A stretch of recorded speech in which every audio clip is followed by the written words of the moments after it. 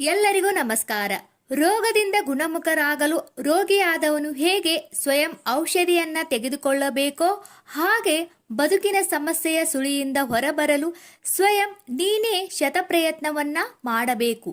ನಿನ್ನ ತಪ್ಪು ಇಲ್ಲದೆ ಯಾರೂ ನಿನ್ನನ್ನು ನಿಂದಿಸಿದರೆ ಪ್ರತೀಕಾರ ತೀರಿಸಲು ನಿನ್ನ ಕೈಯಲ್ಲಿ ಆಗದಿದ್ದರೂ ಕಾಲ ಅವರನ್ನು ತಪ್ಪದೆ ಶಿಕ್ಷಿಸುತ್ತದೆ.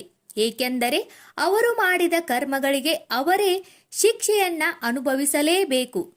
ತಿನ್ನಲು ಊಟವಿಲ್ಲದ ಪರಿಸ್ಥಿತಿಯಿಂದ ಶುರುವಾಗಿ ತಿನ್ನಲು ಸಮಯವೇ ಇಲ್ಲದ ಪರಿಸ್ಥಿತಿಗೆ ತಂದು ನಿಲ್ಲಿಸುವುದೇ ಮನುಷ್ಯನ ನಿಜವಾದ ಸಾಧನೆ. ಅಹಂಕಾರ ಮತ್ತು ಸಂಸ್ಕಾರದ ನಡುವಿನ ವ್ಯತ್ಯಾಸವೇನೆಂದರೆ, ಅಹಂಕಾರವಿರುವವರು ಇತರರನ್ನ ತಲೆ ತಗ್ಗಿಸುವಂತೆ ಮಾಡಿ ಸಂತೋಷವನ್ನ ಪಡುತ್ತಾರೆ. ಆದರೆ ಸಂಸ್ಕಾರವಂತರು ತನ್ನಷ್ಟಕ್ಕೆ ತಾನೇ ತಲೆ ತಗ್ಗಿಸಿ ನಮಸ್ಕರಿಸುವ ಮೂಲಕ ಸಂತೋಷವನ್ನ ಪಡುತ್ತಾರೆ. ಎಲ್ಲಿ ಯಾರ ಹೆಸರಿನ ಅನ್ನವಿರುವುದೋ ಸಮಯ ಅವರನ್ನು ಅಲ್ಲಿಗೆ ಕರೆದುಕೊಂಡು ಹೋಗುತ್ತದೆ. ಯಾರೂ ಕೂಡ ಯಾರೋ ಕೊಟ್ಟದ್ದನ್ನ ತಿನ್ನುವುದಿಲ್ಲ, ತನ್ನ ಋಣದಲ್ಲಿ ಇರುವುದನ್ನೇ ತಿನ್ನುತ್ತಾರೆ. ಒಮ್ಮೆ ನಾರದರು ಶ್ರೀಕೃಷ್ಣನಲ್ಲಿ ಕೇಳಿದರಂತೆ, ಈ ಪ್ರಪಂಚದಲ್ಲಿ ಎಲ್ಲರೂ ದುಃಖಿಗಳು ಆಗಿದ್ದಾರೆ ಯಾಕೆ? ಆಗ ಶ್ರೀಕೃಷ್ಣನು ಮುಗುಳ್ನಗುತ್ತಾ ಹೇಳಿದನಂತೆ, ಸುಖ ಎಲ್ಲರ ಬಳಿಯೂ ಇದೆ, ಆದರೆ ಎಲ್ಲರೂ ಇನ್ನೊಬ್ಬರ ಸಂತೋಷದಿಂದ ದುಃಖಿಗಳಾಗಿದ್ದಾರೆ ಅಷ್ಟೇ. ಅರ್ಜುನ ಕೃಷ್ಣನನ್ನು ಕೇಳಿದ, ಮಾಧವ, ಜೀವನ ಎಂದರೇನು? ಕೃಷ್ಣ ನಗುತ್ತಾ ಹೇಳಿದ, ನಾಳೆ ಎಂಬುದೇ ಶತ್ರು, ಇವತ್ತು ಎಂಬುದೇ ಸಂಬಂಧಿಕರು, ಈಗ ಎಂಬುದೇ ಮಿತ್ರ, ಈ ಕ್ಷಣ ಎಂಬುದೇ ಜೀವನ. ಒಳ್ಳೆಯವರು ಸಂತಸ ಕೊಡುತ್ತಾರೆ, ಕೆಟ್ಟವರು ಅನುಭವವನ್ನ ನೀಡುತ್ತಾರೆ, ದುಷ್ಟರು ಪಾಠ ಕಲಿಸುತ್ತಾರೆ, ಉತ್ತಮರಾದವರು ಸವಿ ನೆನಪು ಕೊಡುತ್ತಾರೆ. ಆದ್ದರಿಂದ ಎಂಥ ಜನರನ್ನು ನಾವು ದೂಷಿಸಬಾರದು. ಎಲ್ಲರಿಂದಲೂ ಒಂದಲ್ಲ ಒಂದು ರೀತಿಯ ಪಾಠವನ್ನ ಕಲಿಯಬಹುದು.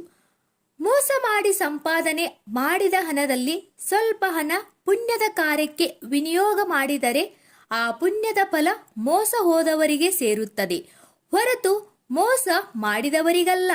ಮೋಸ ಮಾಡಿದವರಿಗೆ ಪಾಪದ ಫಲ ಕಟ್ಟಿಟ್ಟ ಬುತ್ತಿ.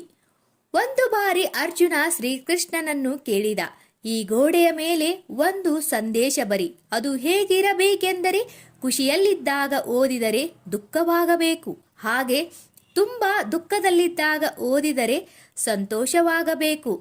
ಆಗ ಶ್ರೀಕೃಷ್ಣನು ಬರೆದ, ಈ ಸಮಯ ಕಳೆದು ಹೋಗುತ್ತದೆ. ಮನೆ ಕಟ್ಟುವಾಗ ಯಾರೂ ಬಂದು ಸಹಾಯ ಮಾಡುವುದಿಲ್ಲ. ನಂತರ ಗೃಹ ಪ್ರವೇಶಕ್ಕೆ ಎಲ್ಲರೂ ಬಂದು ಹಾರೈಸಿ ಉಡುಗೊರೆ ಕೊಡುತ್ತಾರೆ. ಹಾಗೆ ಜೀವನದಲ್ಲಿ ನಾವು ಸಾಧನೆ ಮಾಡಲು ಹೊರಟಾಗ ಯಾರೂ ಸಹಾಯ ಮಾಡುವುದಿಲ್ಲ. ನಂತರ ಗುರಿ ತಲುಪಿದ ಮೇಲೆ ಎಲ್ಲರೂ ಬಂದು ಹಾರೈಸುತ್ತಾರೆ. ಇದೇ ನಿಜವಾದ ಪ್ರಪಂಚ. 1000 ಗೋವುಗಳ ಗುಂಪು ಒಂದೇ ಕಡೆ ಇದ್ದರೂ ಕರು ಖಚಿತವಾಗಿ ತನ್ನ ತಾಯಿಯನ್ನು ಹೇಗೆ ಹುಡುಕಿಕೊಂಡು ಹೋಗುತ್ತದೆಯೋ ಹಾಗೆಯೇ ನಾವು ಮಾಡುವ ಒಳ್ಳೆಯದು ಕೆಟ್ಟದ್ದು ಪಾಪ ಪುಣ್ಯ ಕರ್ಮ ಫಲಗಳೂ ಕೂಡ ನಮ್ಮನ್ನೇ ಹುಡುಕಿಕೊಂಡು ಬರುತ್ತವೆ. ಈ ಎಲ್ಲ ಸಂದೇಶಗಳು ನಿಮಗೆ ಇಷ್ಟವಾದರೆ ಪ್ಲೀಸ್ ನಮ್ಮ ಚಾನಲನ್ನು ಸಬ್ಸ್ಕ್ರೈಬ್ ಮಾಡಿ, ಹಾಗೆ ಲೈಕ್ ಮಾಡಿ. ಎಲ್ಲರಿಗೂ ಧನ್ಯವಾದಗಳು.